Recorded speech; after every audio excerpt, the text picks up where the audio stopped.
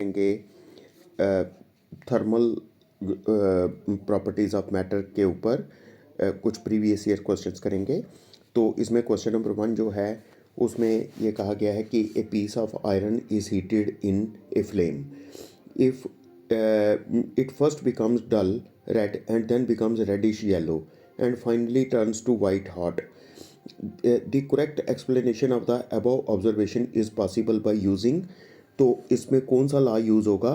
इसमें law use होगा Wien's displacement law, क्योंकि वीन डिस्प्लेसमेंट लॉ में ये बताया हुआ था कि जो वेवलेंथ होती है, जो मैक्सिमम एनर्जी की वेवलेंथ होती है, वो डिपेंड करती है किसके ऊपर? वो डिपेंड करती है टेम्परेचर के ऊपर। तो जब हम एक आयरन के पीस को हीट कर रहे हैं तो उसके अलग अलग कलर्स जो आ रहे हैं, that is due to maximum energy for different wavelengths. तो इस वजह से इसमें वीन्स डिस्प्लेसमेंट लॉ जो है वो अप्लाई होता है। तो इसके सॉल्यूशन में हम कह सकते हैं Wien's displacement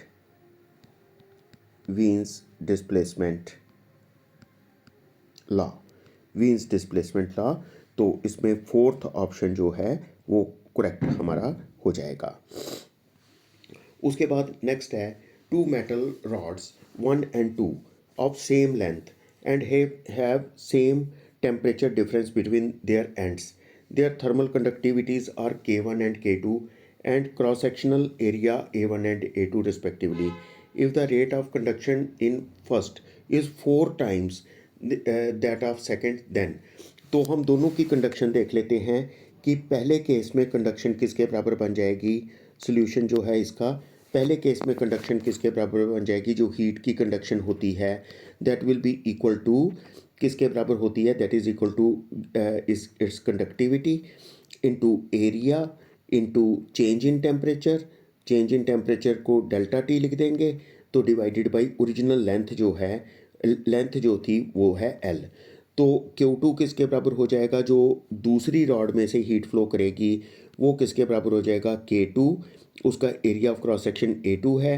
rise in temperature बताया हुआ सेम है कि टेम्परेचर डिफरेंस दोनों एंड्स पर सेम है, तो लेंथ भी सेम है। तो अगर हम यहाँ पर, हमें दिया गया है कि Q1 is equal to 4 times Q2, क्योंकि पहले में जो हीट फ्लो होती है वो दूसरे से 4 टाइम्स है। तो हम इसमें कर सकते हैं कि K1 A1 into delta T upon L should be equal to 4 times K2 A2 delta T upon L.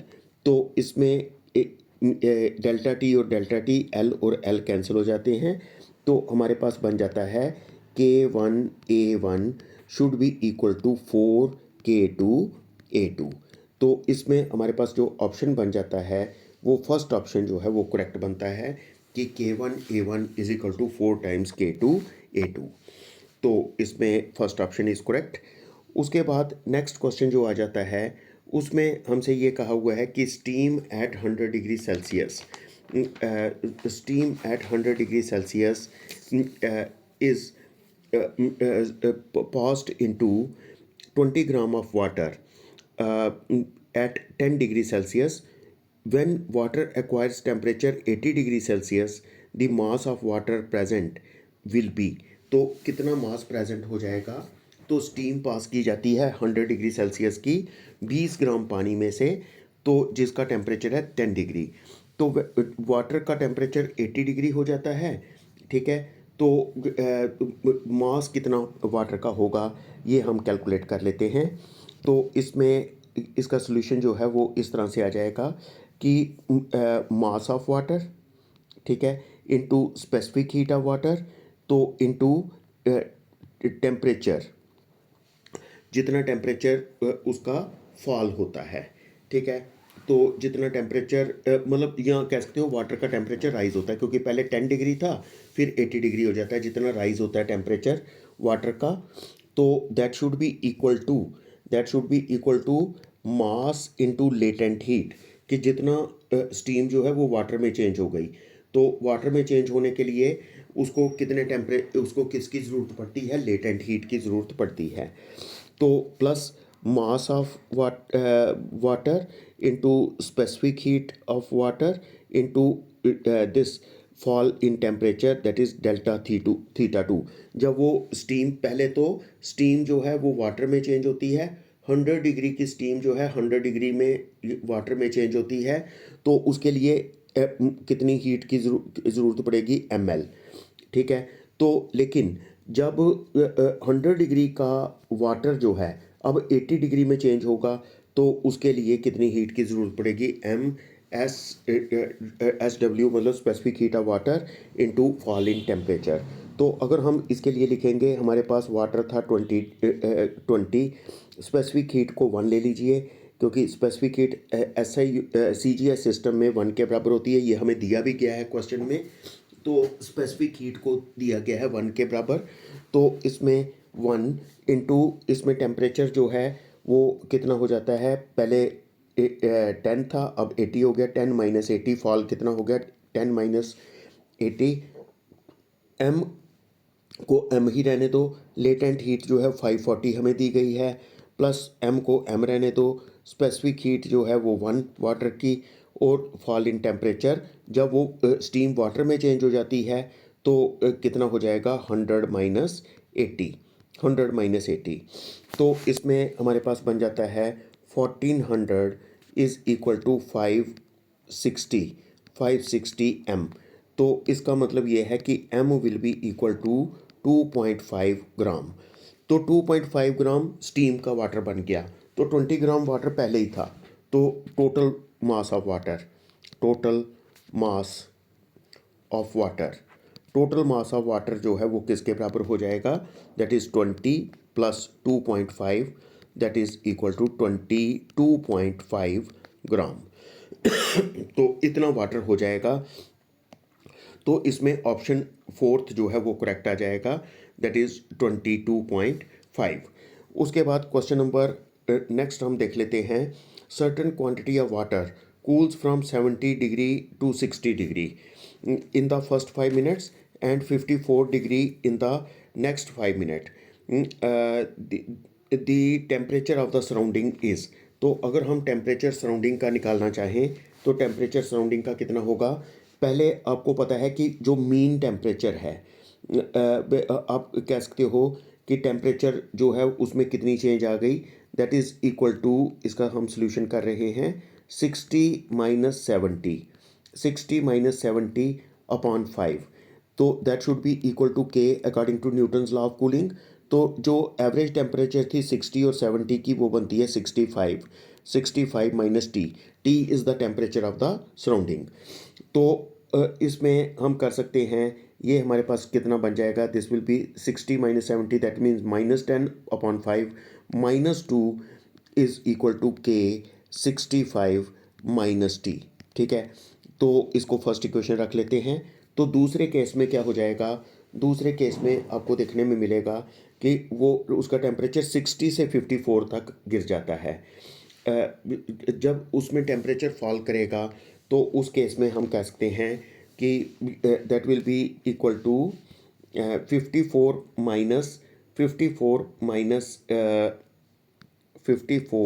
Minus 60, तो वो कितनी देर में होता है, वो भी होता है 5 मिनट्स में।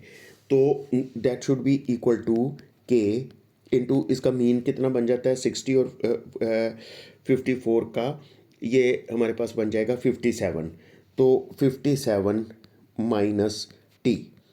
ठीक है, तो इसको अगर हम कैलकुलेट करें तो ये हमारे पास बन जाता है minus 6 upon 5 is equal to K, तो दिस इज़ 57 माइनस टी।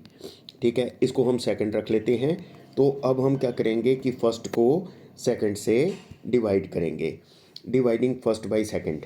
तो डिवाइडिंग, अगर हम डिवाइड कर लेते हैं, डिवाइडिंग फर्स्ट बाय सेकंड, तो फर्स्ट को सेकंड से जब डिवाइड करेंगे तो माइनस माइनस कैंसिल हो जाएगा, 2 upon 6/5 should be equal to के कैंसिल हो जाएगा, this will be equal to 65 minus t upon 57 minus t.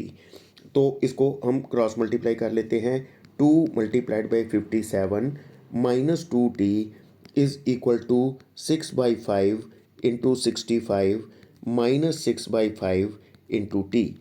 तो ये 3 से कैंसिल हो, यहाँ पर कितने से 65 जो है ये हो जाएगा 13 से कैंसिल, 13 से कैंसिल हो जाएगा। तो यहाँ पर हमारे पास बन जाएगा this will be equal to, ये बन जाएगा 114, 114 minus 2t is equal to, यहाँ पर बन जाता है 78, 13 इंटू 6 78 माइनस 6/5t। तो इसमें हम लिख सकते हैं कि 2t minus 6/5t will be equal to, किसके बराबर हो जाएगा 114 माइनस 78। तो ये बन जाता है दिस इज इक्वल टू 36, 36 के बराबर ये बन जाएगा।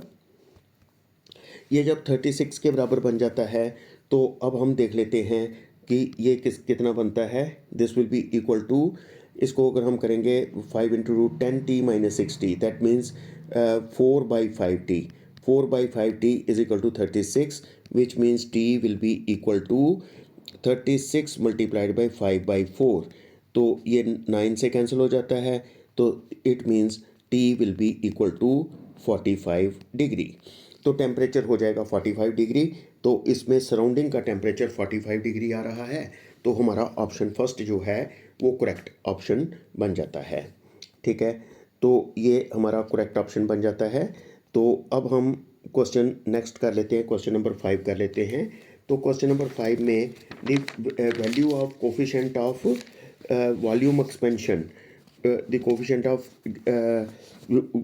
the value of coefficient of volume expansion of glycerin is 5 into 10 raised to power minus 4 per Kelvin.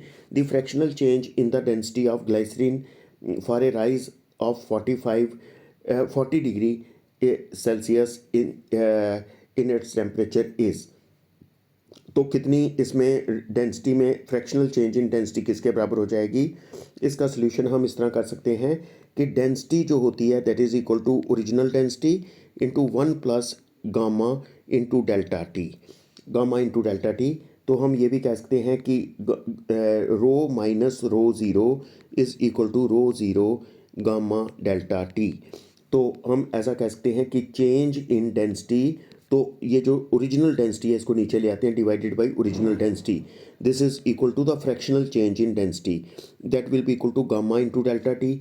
तो that means rho minus rho not divided by rho not, gamma की value जो हमें दी गई है that is 5 into 10 raise to power minus 4।